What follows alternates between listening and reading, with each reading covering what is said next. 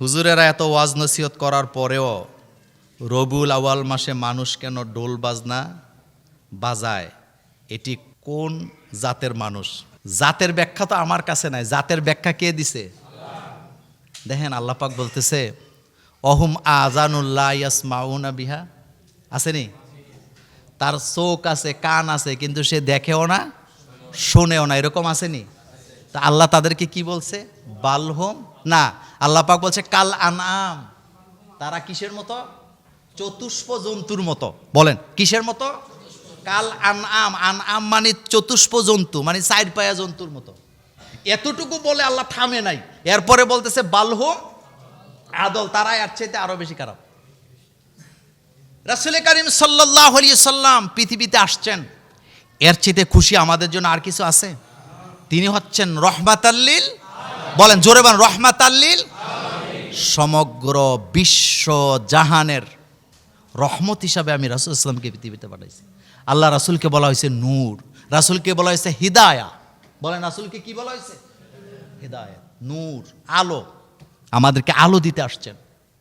রাসূল কারীম সাল্লাল্লাহু আলাইহি সাল্লাম আমাদেরকে চরিত্র শিখাতে আসছেন। আমাদের দায়িত্ব হলো রাসূলুল্লাহর ইত্তেবা করা। পৃথিবীর কোনো মানুষ বলতে পারবে না যে তুমি আমার মতো কাজকর্ম করলে আমার সাথে জান্নাতে থাকবা। একজনই বলতে পেরেছেন, মুহাম্মাদুর রাসূলুল্লাহ সাল্লাল্লাহু আলাইহি সাল্লাম। তিনি বলেছেন মান আহিয়া সুন্নতি, অথবা মান আহাব্বা সুন্নতি ফাকাদ আহাব্বানি ওমান আহাব্বানি কানা মাই ফিল জান্নাহ।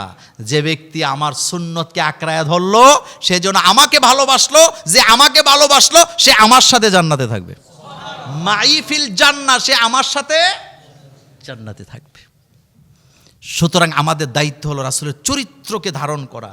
সাহাবাই কেরাম রাসূলের চরিত্রকে যেভাবে ধারণ করেছেন, আমাদেরকেও সেভাবে ধারণ করতে হবে। রাসূল যেটা করেন নাই আমি সেটা করব না, রাসূল যেটা করতে নিষেধ করেছেন আমি সেখানে যাব না, রাসূল যেটা করেছেন, যেটা সুন্নত, এটা আমি কখনো ছেড়ে দিতে পারি না। রাসূলের সুন্নায় আমার জীবন, আমার আদর্শ হোক। আল্লাহ যেন আমাদেরকে বুঝার তৌফিক দান করেন, আমরা বলি আমিন। আরেকটা কথা বলি, শোনেন, পরিবর্তন হয়েছে, পরিবর্তন হয় নাই ব্যাপারটা এমন না। আজ থেকে 30 বছর আগে আপনারা যা দেখছেন এখন কি তা না, আরও বাড়ছে। আলহামদুলিল্লাহ মসজিদ বাড়ছে, মুসল্লি বাড়ছে না কমছে? কোনো মসজিদে মুসল্লি জায়গা হয় না, আলহামদুলিল্লাহ। এটা তো ওয়াজের কারণে হয়েছে, কারণ ওয়াজ করাটা, এই ওয়াজ প্রথমে করছে কে? আল্লাহ। এরপরে আমাদেরকে বলছে মাও ইজাতিল হাসানা। অনেকে কয় ওয়াজ মাহফিল কি আসেনি? ওয়াজ মাহফিল নাই মানি? আল্লাহ পাক কোরআনে ওয়াজের কথা কয়েক আয়াতে বলছে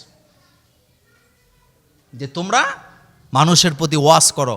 স্বামীদেরকে বলছে বিবির কাছে ওয়াজ করো, আলেম ওলামাদেরকে বলছে, জ্ঞানীদেরকে বলছে তোমরা পাবলিকের কাছে কি করো? ওয়াজ করো। আল্লাহ পাক যেন আমাদেরকে কোরআনের নসিহা পালন করার তৌফিক দান করেন, আমরা বলি আমিন। শরীয়তের একটা ক্যাটাগরি আছে, কতটুকু মানলে আপনি জান্নাতে যেতে পারবেন, কতটুকু দরকার, এটা আল্লাহ আল্লাহ রাসূলের চেয়ে আর কেউ বেশি ভালো বোঝে নাকি? তা আমাদের ঈদ আল্লাহ আল্লাহ রাসূল দিছে কয়টা? এখন আমরা আরো 6-7টা বানাইছি। 2 ঈদের সেরা ঈদ ঈদে মিলাদুন্নবী। যারা এটা পালন করে তাদের ব্যাপারে আপনার মন্তব্য কি? এবং মুসলিমদের কি 2 ঈদ ছাড়া আরও ঈদ আছে নাকি? দেখেন, ঈদ শব্দটা আগে বুঝতে হবে, ঈদটা কেন আসছে এই ব্যাপারে হাদিস আছে না? আমাদের ঈদ কয়টা? খ্রিস্টানেরা আগে অন্যভাবে তাদের ঈদ উদযাপন করত। তখন রাসূল সাল্লাল্লাহু আলাইহি ওয়াসাল্লাম আল্লাহর কাছে চাইলেন যে আল্লাহ আমার উম্মত যেন এরকমের একটা ঈদ কি পায়। তো আল্লাহ আমাদের ঈদ দিছে কয়টা? এত আস্তে গুলো বলি। রাসূল সাল্লাল্লাহু আলাইহি ওয়াসাল্লামের যুগে ঈদ কয়টা? একটা ঈদুল ফিতর আর একটা ঈদুল। এবার আপনারা বলেন, রাসূল সাল্লাল্লাহু আলাইহি ওয়াসাল্লাম চলে গেলেন, হযরতে আবু বকর সিদ্দিক রাদিয়াল্লাহু তাআলা আনহুর যুগে ঈদ কয়টা? 2টা, ঈদুল ফিতর, ঈদুল আযহা। ওমরের যুগে ঈদ কয়টা? ওসমানের যুগে ঈদ কয়টা? হযরতে আলী রাদিয়াল্লাহু আনহুর যুগে ঈদ কয়টা? এরপরের যত খলিফা ছিলেন তাদের যুগে ঈদ কয়টা? কিন্তু এখন বাংলাদেশে ঈদ 6টা। আরো ঈদ আছে, আরো যোগ হইব, আরো। এগুলা বাদ দেন। আপনাকে মালিক বলছে এই যে একটা গ্লাস লাগাইছেন, এটা বলে আমি আলোচনা শেষ করি। এই যে একটা গ্লাস লাগাইছেন, এটার মাপ আছে না? আপনাকে মসজিদ কমিটি বলছে ভাই 5 ফিট কি বলে এভাবে হবে, 6 ফিট এভাবে হবে, 1 সুতাও বেশি হবে না, হইলে কিন্তু এটা মিলবে না। আপনি মনে মনে ভাবছেন গ্লাসের ফুট 70 টাকা কইরা, এরপরে এটার মধ্যে আবার এসএস আছে, এটির দাম অনেক বেশি, তো তারা 5 ফিট আর 8 ফিট চাইছে। তো সমস্যাকে আমি 1 ফিট করে বাড়াইয়া দেই, বেড়া খুশি হইব কিছু, কারণ মাছ কিনা মাছ ওলায় যদি একটু মাছ বেশি দেয় খুশি হয় না বেজার হয়? এখন আসতে কইছেন যখন কোনো কিছু কিনেন ফ্রি একটু দিলে খুশি না বেজার? হোটেলে খায় কিন্তু ঠিকই আশায় থাকেন, পরে কোন যে আর একটু এটারে কি কয়, না পার্সেল না, না এটা আরেকটা নাম আছে, হ্যাঁ হ্যাঁ হেডা খুঁজে কিরে তোরার এদিকে সিস্টেম নাইনি, একটু আলগা দেখতে হবে না। তো এই যে আলগা দিছে খুশি না বেজার? কিন্তু গ্লাসের মধ্যে আলগা দিলে আপনি খুশি হইবেন না বেজার হইবেন? এটা রাখবেন নি আপনি। শরীয়তের একটা ক্যাটাগরি আছে, কতটুকু মানলে আপনি জান্নাতে যেতে পারবেন, কতটুকু দরকার, এটা আল্লাহ আল্লাহ রাসূলের চেয়ে আর কেউ বেশি ভালো বুঝে নাকি? তা আমাদের ঈদ আল্লাহ আল্লাহ রাসূল দিছে কয়টা? এখন আমরা আরো 6-7টা বানাইছি। এই সমস্ত জিনিস থেকে আল্লাহ আমাদেরকে হেফাজত করুক, আমরা বলি আমিন। তো যাই হোক, শোনেন, আজকের জুমাটা আমাদের জন্য একটু ভিন্ন রকম ছিল, কিন্তু কারেন্ট নাই যে আপনারা যে কষ্ট পাইতেছেন এটা আমি জানি। কিন্তু আজকে আমাদের এখানে অনেকগুলো মেহমান আসছে, যাদের সবার নামও আমি বলতে পারবো না। এর মধ্যে আমরা 2 জনের থেকে আমরা আজকে সালাম নিব। আজকে আমাদের এখানে উপস্থিত হয়েছেন নবী করিম সাল্লাল্লাহু আলাইহি ওয়াসাল্লাম রাজনীতি করেছেন। হুজুরেরা রাজনীতি করলে সমাজটা কি, মানুষ গালাগালি করে কেন? এখন আর গালাগালি করে না, এখন এটা লেভেলে গেছে, মানুষ বুঝতে শিখছে। আচ্ছা আপনারা বলেন তো, রাসূল সাল্লাল্লাহু আলাইহি ওয়াসাল্লাম সেনাপ্রধান ছিলেন নাকি ছিলেন না?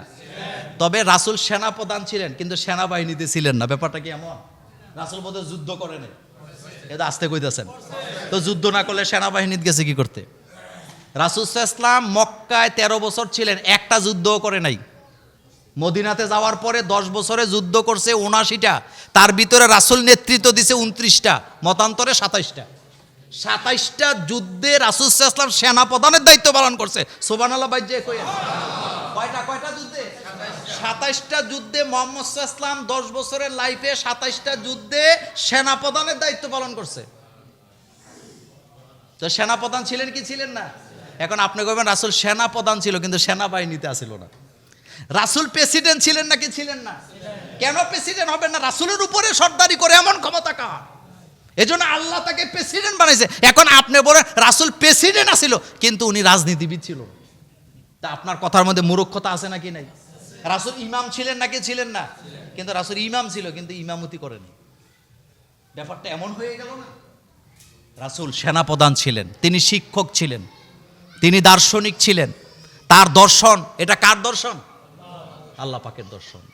তিনি সেনাপ্রধান ছিলেন, রাষ্ট্রপ্রধান ছিলেন, তিনি পরিবারের কথাও ভুলে যায় নাই। এ ব্যাপারে আগামী জুমাতে আলোচনা আসবে রাসূলের পারিবারিক জীবনে ইনশাআল্লাহ। তো রাসূল যেটা করছেন আমাদের জন্য এটা করা কি সুন্নত, আপনি এটা করবেন। আচ্ছা বলেন তো, জমিন কার? তো বিধান চলবে কার? এই হুকুম কার? এটাই তো আমাদের, এটারই তো আপনি রাজনীতি বলবেন। আর রাজনীতি আমাদের দেশের লোকেরা বুঝে না। রাজনীতি বলতে মনে করে লাঠি সোটা লইয়া মারামারি করা, তারপরে জেলে যাওয়া, জেল থেকে বাইরে হওয়া, গাড়ি ভাঙা, এটার নাম রাজনীতি? নীতির রাজাকে যারা লালন করে তারাই তো রাজনীতি করে নাকি? এখন রাজনীতিকে আপনি 2 ভাবে ব্যবহার করতে পারবেন। একটা হলো রাজনীতি করে ব্যবসা ট্যাবসা করে কোটিপতি হওয়া যাবে, আবার রাজনীতি করে আপনি মানুষের কল্যাণেও কাজ করতে পারবেন।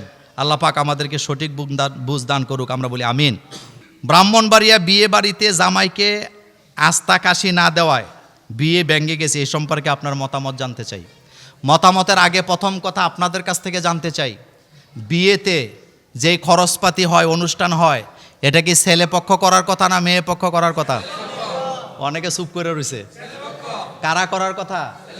মেয়ে পক্ষের 1 টাকাও খরচের কোনো অনুমতি নাই, 1 পয়সাও না, 1 কানা করিও না। এই খরচ সব কার? ছেলের। কথা কেন? সব কার? ছেলের বাপের। এবং অনুষ্ঠানও কার বাড়িতে? এটারে ধাক্কায় নিছেন মায়ের বাড়ি, তো গন্ডগোল দইবই। বিয়েতে মেয়ের কোনো খরচ নাই। মোহরানা দিবে ছেলে, খেজুরের টাকা দিবে ছেলে, মিষ্টির টাকা দিবে ছেলে, কাজীর টাকা দিবে ছেলে, যা আছে সব ছেলে। মেয়ের কোনো খরচ নাই, মেয়ের বাপের কোনো খরচ নাই। অথচ এটার উল্টাইয়া বিয়ার আগেই কয় আমরা কিন্তু বুয়া বাড়ির লোক, বংশ অনেক বড়, 500 লোক খাওয়াইতে হবে। তুমি ভিক্ষুক মিয়া, জীবনে খাও নাই। এখন ছেলের বাপেরা খুব চুপচাপ আছে যে হুজুরে ধরছে আম করে। কথা সত্য নেই? আমি আপনাদেরকে সাক্ষী রেখে, আল্লাহকে সাক্ষী রেখে বলি, আল্লাহ যদি আমার বাঁচায় রাখে, আমি যখন ছেলে বিয়ে করাবো আমি মেয়ের পক্ষকে খরচ করতে দেব না। যদি করে এটা পরে করবে, আগে খরচ কার? আপনার সাথে আমার আত্মীয়তা হয়েছে মনে করেন, তা আপনি পরে কইছেন যে বেয়াই সাহেব আমি আউশ করছি আপনারে খাওয়াবো, কোনো সমস্যা আছে? কিন্তু বিয়ার আগে যে বলতেছেন যে আমরা কিন্তু ভুইয়া বাড়ির লোক, চৌধুরী বাড়ির লোক, মোল্লা বাড়ির লোক, আমাদের কিন্তু বংশ অনেক বড়, আপনি কিন্তু 1000 লোক খাওয়াইতে হবে, তো এটা কি এখনো যৌতুক হয় নাই? বোধহয় এখন চুপ করে আছে, যৌতুক হয়নি। খরচপাতি কার? ছেলে পক্ষ, মেয়ে পক্ষের কোনো খরচ নাই। কিসের খাসি আর কিসের আস্তা মুরগি, সব করবে ছেলে পক্ষ, মেয়ে পক্ষের খরচ নাই। কিন্তু এটা আমরা মেয়ের বাপের উপরে কি করি? জুলুম করি। তোমরা যারা যুবক আছো, বিয়ে করো নাই, আজকের থেকে নিয়ত করো যে আমরা বিয়ে করার সময় খরচ কার? আমাদের, মেয়ে পক্ষকে খরচ দিব না। আর যদি পারো লুকায়ে টুকায়ে যাইয়া 20-30 হাজার টাকা প্রয়োজনে শ্বশুরে দিয়ে আইবা যে আব্বা খরচ করা লাগলে করেন, আমি আছি। আর তোমার বাপ ভাই বোনেরা যদি টের পায়, কবতে বিয়া না করতেই, এখন আর কয় না বাপেরা, বলেন বিয়া না করতে গেছে গা, গেছে সে, আমার ছেলে আর নাই, আমার ছেলে আর নাই। রাসূল সাল্লাল্লাহু আলাইহি ওয়াসাল্লাম ছেলে মেয়ের মধ্যে বিয়ে করাইছে একটা আংটির বিনিময়ে। সুবহানাল্লাহ। বুখারীর হাদিসে আসছে, একজন এসে বলছে, হুজুর আমার কাছে একটা লোহার আংটি ছাড়া আমার মাল নাই। রাসূল বলছে এটাই তোমার মহারানা। আমরা যেন ভুলে না যাই, আল্লাহ পাক আমাদেরকে হেফাজত করুক, আমরা বলি আমিন। দুনিয়ায় প্রেরিত সকল নবী রাসূলের মধ্যে আমাদের নবী মুহাম্মদ সাল্লাল্লাহু আলাইহি ওয়াসাল্লাম শ্রেষ্ঠ কেন? কথা বুঝতে হবে। সভাপতির বক্তব্য আগে হয় না পরে হয়? আসতে কইছে। প্রধান অতিথিতে বোধহয় সকালবেলা ভাষণ দিয়ে দেয় নাকি? রাসূল হচ্ছেন ইমামুল মুরসালিন, বলেন ইমামুল। তবে নবীদের ব্যাপারে আমাদের আকীদা এক, সমস্ত নবীরা মাসুম, এবং নবীদেরকে কন্ট্রোল করে কে? লা নুফাররিকু বাইনা আহাদিন মির রুসুল, এটা কোরআনের আয়াত। লা নুফাররিকু, আমরা নবীদের মধ্যে কোনো পার্থক্য করি না। আদম আলাইহিস সালাম ছিলেন যেই পথে, মুহাম্মদ সাল্লাল্লাহু আলাইহি ওয়াসাল্লাম ছিলেন সেই পথে। আদম আলাইহিস সালাম দিয়েছেন যে আল্লাহর দাওয়াত, মুহাম্মদ সাল্লাল্লাহু আলাইহি ওয়াসাল্লাম দিয়েছেন শরীয়তের দাওয়াত। মূলত শুরু হয়েছে কোন নবী থেকে বলেন তো? হযরত নূহ আলাইহিস সালাম থেকে। বলেন কোন নবী থেকে? হযরত নূহ আলাইহিস সালাম থেকে। আর সমাপ্তি হয়েছে কোথায়? মুহাম্মাদুর, তিনি শেষ নবী, তিনি খাতামুন নবী। এই ব্যাপারে আমরা রাসূলের সিরতের উপরে আলোচনা প্রথম জুমাতে করেছিলাম। রাসূল হচ্ছেন শেষ নবী, কিতাবও শেষ, নবীও শেষ, রসুলও শেষ, নবুয়তের দরজাও শেষ। কেউ যদি নবী দাবি করে সে কাফের না মুমিন? আরো জোরে বলেন, কাফের না মুমিন? তিনি মেরাজে গেছে, সুবহানাল্লাহ। আল্লাহ রাসূলকে আল্লাহ ৩,৫০০-এর উপরে মুজিজা দিছে। বলেন কত? সমস্ত নবীরা বিদায়ের পরে মুজিজার সাথে চলে গেছে। একমাত্র মুহাম্মদ সাল্লাল্লাহু আলাইহি ওয়াসাল্লামের শ্রেষ্ঠ মুজিজা কোরআন, তিনি চলে গেছে, উম্মতের কাছে এটা দিয়ে গেছে। এটা উম্মতের কাছে আমানত। বলেন এটা উম্মতের কাছে কি আমানত। পৃথিবীতে যত ধর্ম আছে, ধর্মীয় কিতাব গণহারে সবাই পড়তারে না, এটা নিষেধ। জেলে চাষা বুসা এরা তাদের ধর্মীয় কিতাব ধরতেও পারে না, মরে যাবে। কিন্তু একমাত্র কিতাব কোরআন, জেলে চাষা, রাষ্ট্রপ্রধান, ফকির, মিসকিন ধরতেও পারবে, পড়তেও পারবে। কোনো সওয়াব না গুনাহ? কথা, সওয়াব না গুনাহ? আমাদের ধর্মে, মুসলিম ধর্মে কি এরকম আছে নাকি যে ধর্মীয় কিতাব জেলেরা ধরতে পারবে না? এটাই বুঝবেন। তো সুতরাং রাসূল সাল্লাল্লাহু আলাইহি ওয়াসাল্লাম তিনি শেষ নবী। বলেন তিনি শেষ নবী, তিনি ইমামুল মুরসালিন, খাতামুন নাবিয়্যিন। আল্লাহ পাক বলছে আল-ইয়াউমা আকমালতু লাকুম দীনাকুম, তার মাধ্যমে দিনকে কি করা হয়েছে? পরিপূর্ণ। এরপরে আর কোনো বিধানের দরকার নাই। আল্লাহ পাক অনেকগুলা মর্যাদা রাসূল সাল্লাল্লাহু আলাইহি ওয়াসাল্লামকে দিয়েছেন। রাসূলের সিরাত নিয়ে আপনি যত আলোচনা করেন শেষ করতে পারবেন না। একটা দৃষ্টান্ত দেই, বাংলাদেশে যদি 5 লক্ষ মসজিদ থাকে, তো 5 লক্ষ মসজিদে আজান হয় কতবার? 5 বার। এক একটাতে কয়বার? তো 5 লাখ মসজিদে কয় লক্ষ বার আজান হয়? 25 লক্ষ আজানে 2 বার করে রাসূল সাল্লাল্লাহু আলাইহি ওয়াসাল্লামের নাম নেওয়া হয়। এবার কত লক্ষ হয়েছে? তো সারা পৃথিবীতে এরকম ডেলি মুহাম্মদ সাল্লাল্লাহু আলাইহি ওয়াসাল্লামের নাম কতবার হয়? ইন্না শানিয়াকা হুয়াল আবতার। নবীকে আল্লাহ পাক বলছে আপনারা যারা লেসকাটা কয় ছেলে নাই দেখা, আপনি তাদেরকে বলেন তারা নিজেরা লেসকাটা, কারণ কিয়ামত পর্যন্ত আপনার নাম উচ্চারিত হতেই থাকবে। আমি আল্লাহর নাম উচ্চারণ হবে যেখানে, আপনার নামও উচ্চারণ হবে সেখানে। আজানে ইকামতে আল্লাহর নাম আছে না? তো রাসূলুল্লাহর নাম বোধহয় নাই, আছে, বুঝে নিবেন। আসসালামু আলাইকুম রহমতুল্লাহ। ওয়ালাইকুম সালাম। হুজুর, বিতিরের নামাজের একম বৈঠক না করে বিতিরের নামাজ পড়লে আমাদের মাযহাব অনুযায়ী সহি হবে কিনা? বিতিরের নামাজ 3 প্রকারে পড়া যায়। বলেন কয় প্রকারে পড়া যায়? এটা নিয়ে একদিন আলোচনা দেব। 3 প্রকারে বিতিরের নামাজ পড়া যায়। একটা হলো বৈঠক করে, আরেকটা হলো বৈঠক না করে। বিতিরের নামাজ 1 রাকাতও পড়া যায়। বিতিরের নামাজটা মূলত বেজর। বলেন বিতিরের নামাজ কি? আল্লাহ পাক নিজে বেজর, তিনি বেজর সংখ্যাকে পছন্দ করেন। আল্লাহু বিত্র, আল্লাহ হচ্ছেন বেজর, আর তিনি বেজরকে কি করে? পছন্দ করেন। এর জন্য বিতিরের নামাজ। আর বিতিরের নামাজ এটা শুধু নামাজ না, এখানে বান্দা তার রিপোর্ট পেশ করতেছে কার কাছে?